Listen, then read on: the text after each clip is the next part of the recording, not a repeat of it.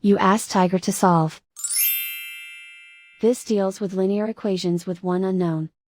The final result is x equals 3. Let's solve it step by step. Simplify the expression. Expand the parentheses.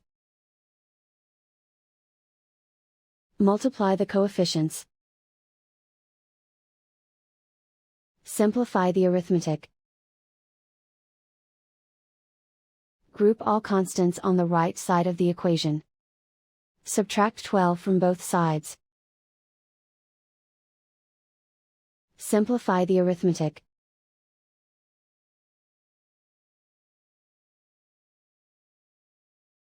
Isolate the x.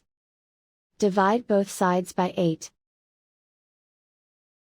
Simplify the fraction. Find the greatest common factor of the numerator and denominator. Factor out and cancel the greatest common factor.